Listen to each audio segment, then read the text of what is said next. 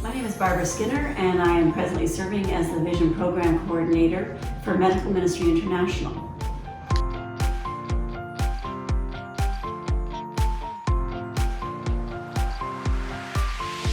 This is the first time that Medical Ministry International has served in Dominica, and this came about from a relationships of doctors and ophthalmologists who have served with Medical Ministry International in other places over the years. There was a need identified by another group of optometrists called VOSH. And VOSH is a volunteer optometry group from Michigan, and they have served in Dominica for 30 years, every year, looking after the visual needs with eyeglasses for patients. During those projects, they identified many patients that had visual impairment due to cataracts.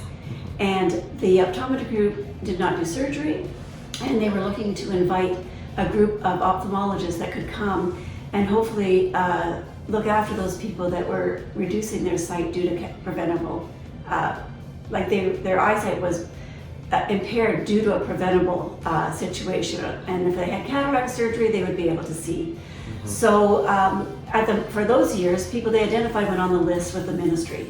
And that list was getting longer, and we were there to really partner with the Ministry of Health, mm-hmm. the local government, with the Rotary Club of Portsmouth, and with MMI, all together being able to follow up VOSH and provide eye cataract surgery to patients that had visual impairment.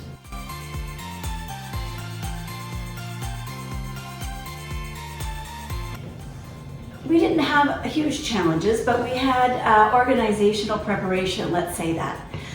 In every new country, there is a relationship and there's paperwork.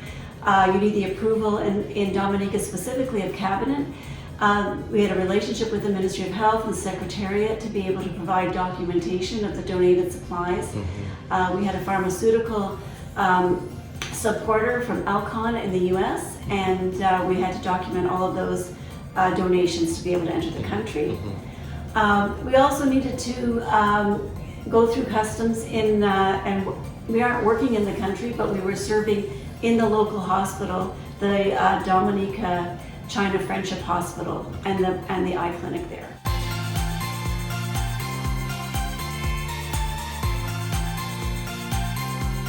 I've been involved in eye projects for 41 years.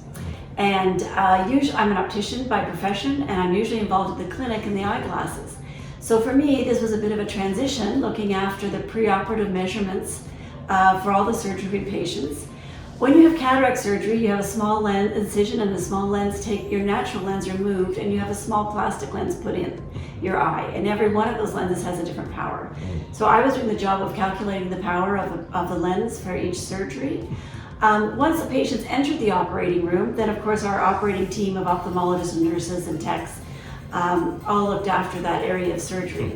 So I wasn't personally in the operating room, but I was there in a supportive role, looking after logistics as well with the Rotary Club.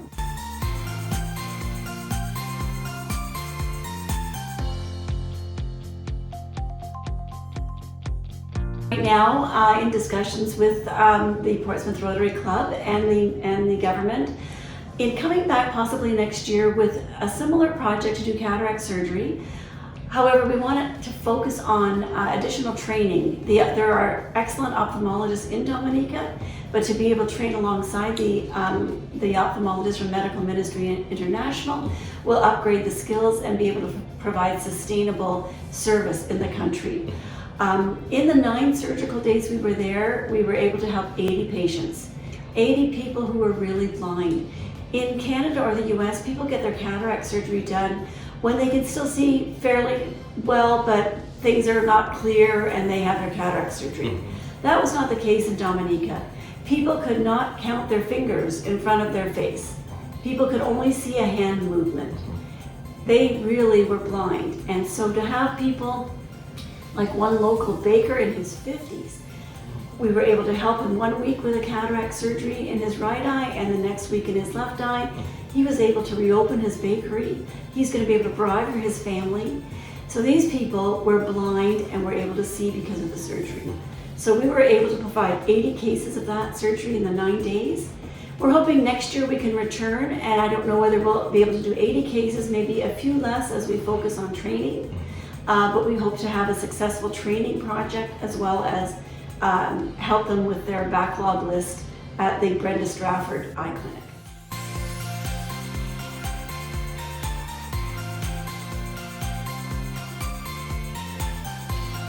Well, we are looking for ophthalmologists. We are looking for registered nurses or surgical techs that will be able to join us next year, most likely the first 2 weeks of June, but we're still working on that.